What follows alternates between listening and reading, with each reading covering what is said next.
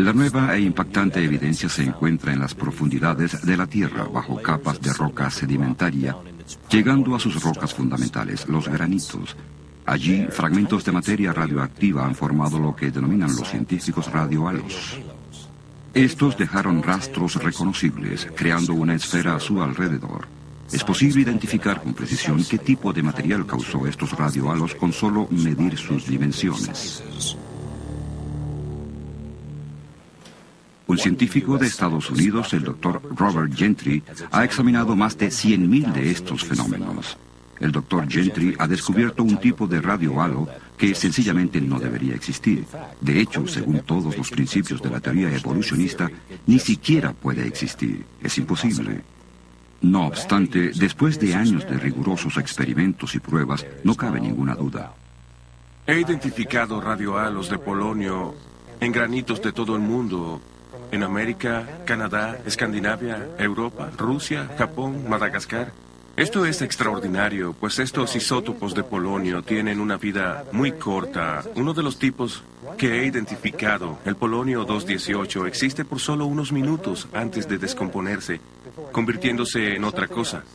Y sin embargo, este elemento radioactivo ha impreso su halo identificativo en granito sólido, especialmente en estos trozos procedentes de las montañas blancas de New Hampshire y de Naeji en Japón. En el granito se encuentran halos en este mineral oscuro, llamado mica. Esta debe ser rebanada o extraída con cinta adhesiva y colocada entre láminas de vidrio a fin de poder observar los halos.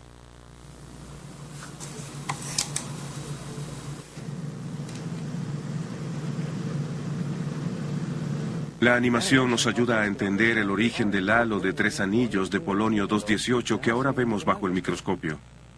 Las 3 difuminaciones que parten de un mismo centro representan 3 diferentes partículas nucleares de energía que fueron expulsadas sucesivamente por 3 diferentes isótopos de polonio contenidos en el diminuto núcleo. Los efectos acumulados de millones de estas partículas dejaron una decoloración en el mineral, produciendo de esta manera 3 esferas concéntricas coloreadas de tamaño microscópico. En el mineral, el halo siempre es tridimensional, pero bajo el microscopio parece plano. Si seccionamos el mineral por el centro, habremos separado los hemisferios de las esferas y podremos así observarlo como una serie de 3 anillos concéntricos bajo el microscopio, como lo ilustra esta secuencia animada. Según todas las teorías científicas actuales, el granito como esta muestra de Pikes Peak en Colorado se originó en estado líquido, se enfrió, cristalizó y endureció durante millones de años en las profundidades de la Tierra. Pero si es así, la radioactividad producida por el polonio nunca habría dejado su huella. Se habría descompuesto antes de solidificarse la roca.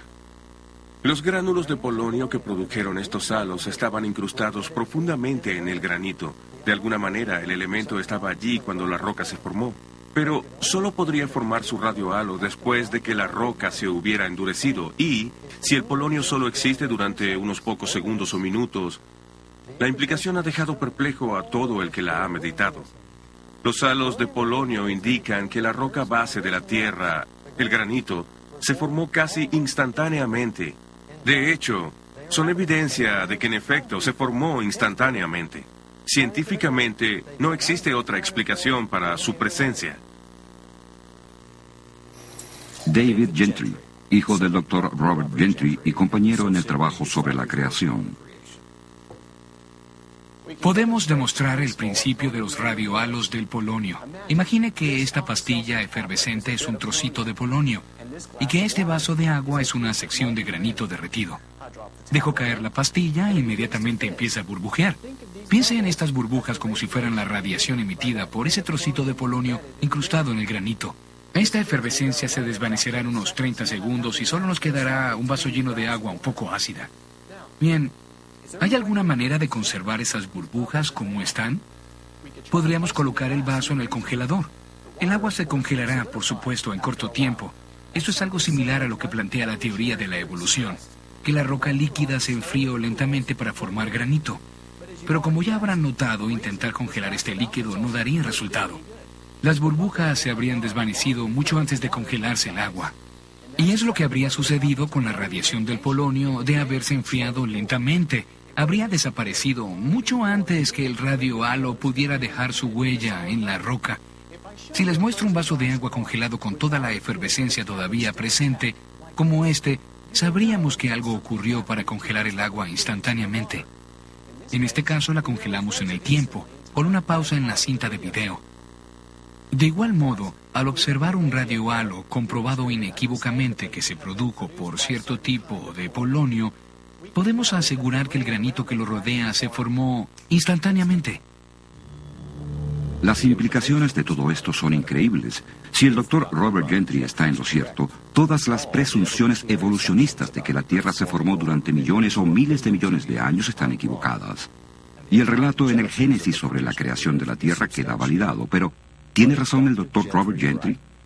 ¿Es solo un científico radical que realiza su trabajo de forma aislada? Si sus resultados experimentales se sacaran a la luz, ¿podrían ser desacreditados rápidamente por otros científicos?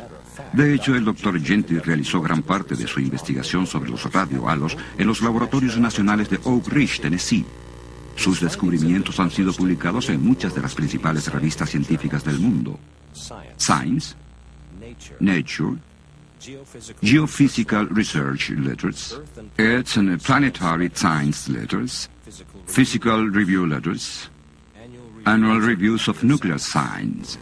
Los trabajos presentados en estas publicaciones están sujetos al escrutinio de sus homólogos, es decir, otros científicos examinan cuidadosamente la evidencia presentada y los experimentos realizados en busca de algún error en los datos. Hasta el momento parece que nadie ha podido contradecir los hallazgos del Dr. Gentry. No se ha podido hallar una falla en su caso. En diciembre de 1981, el Dr. Robert Gentry fue citado como testigo en un juicio en Arkansas, donde la Unión Americana de Derechos Civiles intentaba impedir la enseñanza de ciencia creacional en las escuelas públicas de ese estado. Presentó sus hallazgos en torno a los radiohalos como evidencia de una creación instantánea del granito. La UADC trajo a uno de los geólogos más destacados del mundo, el Dr. Brent Dalrymple, para hablar a favor de la evolución. Pero en ningún momento se presentó ninguna evidencia científica para desacreditar este descubrimiento que apoya el creacionismo. Más bien, se le denominó como, y citamos, solo un pequeño misterio que sencillamente no podemos explicar. Con esto en cuenta, retrocedamos y ampliemos el cuadro de visión para poner este descubrimiento revolucionario en perspectiva. Concretamente, ¿qué impacto tiene esto sobre la edad de la Tierra? Todos los intentos en determinar la edad de la Tierra están basados en la desintegración radioactiva. Los elementos pesados como el polonio y el uranio son inestables. Sus átomos tienden a desintegrarse expulsando partículas alfa. Después de un tiempo, los átomos inestables se desintegran en una serie de pasos hasta convertirse en un átomo estable y totalmente diferente. El uranio inestable, por ejemplo, con el tiempo se convierte en un tipo de plomo. Los científicos han observado que los elementos radioactivos se desintegran en la actualidad a velocidades increíblemente constantes. Pueden predecir exactamente cuándo un elemento pasará por cada una de las etapas en el proceso de desintegración si persisten las velocidades actuales. Los geólogos han pensado que podrían usar los ritmos de desintegración para establecer un calendario geológico, la edad de las rocas. Estudian las rocas que contienen muestras de elementos radioactivos. Mediante el uso de instrumentos muy complejos, examinan, por ejemplo, rastros de uranio en el granito y calculan exactamente cuánto del uranio se ha convertido en plomo en la roca. Luego, según los ritmos actuales de desintegración, calculan el momento en que aquel uranio comenzó a desintegrarse. Ese, según ellos, fue el nacimiento de esa roca. Se ha introducido un trozo de granito a este instrumento llamado espectrómetro de masa con microsonda de iones. Mide la relación de uranio a plomo en la muestra bajo estudio. Basándose en procesos actuales de desintegración, las teorías sobre la edad de la Tierra indican que la roca en esta máquina tiene 1.000 millones de años. La cuestión es, ¿son correctas estas teorías? Todas las técnicas de datación siguen el mismo principio. Los ritmos de descomposición radioactiva, que son constantes, son usados para computar lo que los científicos piensan que debió pasar hace mucho tiempo. Esto involucra una suposición. No hay nada a debatir sobre los ritmos actuales de descomposición de diversos elementos inestables. Estos han sido establecidos por observación y medición como hechos científicos. Y la proporción de uranio a plomo en diversas muestras de granito no se pone en duda. Sin embargo, lo que no ha sido sometido a observación y medición es lo sucedido en el pasado distante. Esto es, hasta el descubrimiento del Dr. Gentry, como ya veremos. Todos los métodos convencionales para determinar la edad de la Tierra se basan en una gran suposición. Lo que está pasando ahora es exactamente lo que pasó a cada instante desde el principio del tiempo hasta la actualidad. Esto se conoce como el principio uniformitario, que dice, la ley natural puede explicarlo todo. Y jamás ha existido un milagro producido por Dios. Otra ilustración nos ayudará a ver cómo esto se relaciona a la edad de la Tierra. Imagine que las gotas que caen representan el ritmo actual de uranio convirtiéndose en plomo. Y este cubo mitad lleno de agua representa el plomo acumulado en las rocas graníticas que extraemos de la corteza de la Tierra. Ahora podemos medir exactamente cuántas gotas caen por segundo.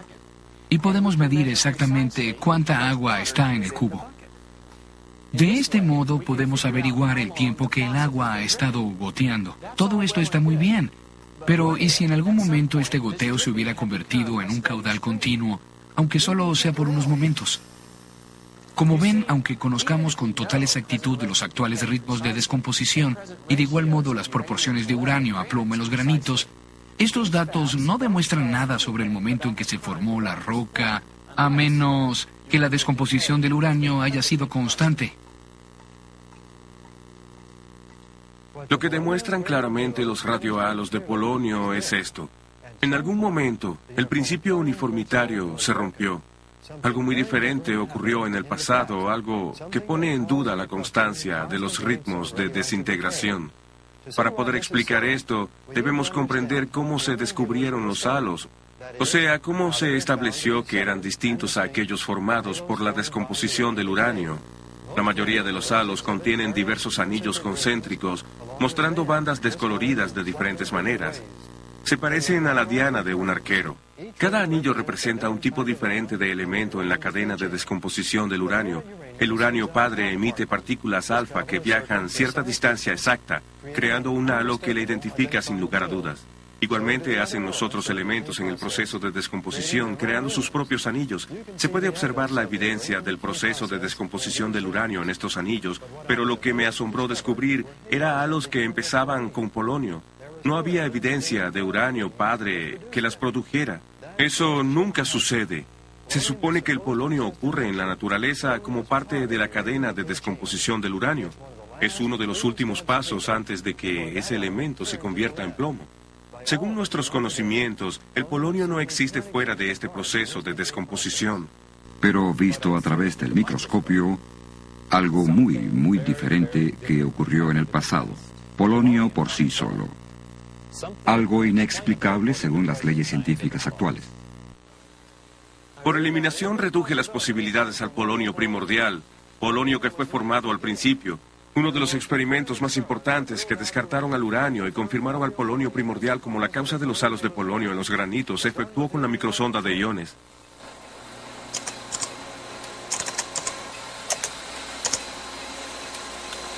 La microsonda de iones utiliza un fino rayo de iones para sondear o analizar fragmentos microscópicos de materia.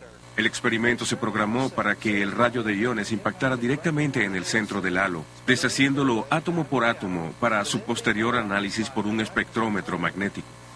Fue analizado un número considerable de halos de polonio 218 usando la microsonda de iones. Los resultados fueron positivos e inequívocos. Los núcleos de halo de polonio 218 contenían plomo 206, un derivado de la descomposición del polonio 218 sin el uranio correspondiente hallado en los halos de uranio. Estos resultados confirman que los halos de polonio en los granitos provienen del polonio primordial.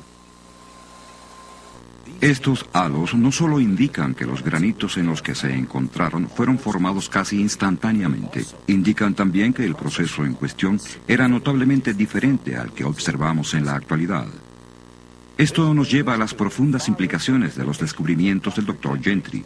Si los ritmos de descomposición radioactiva no han sido constantes, los métodos convencionales para calcular la edad de la Tierra no funcionan. Simplemente no dan resultado.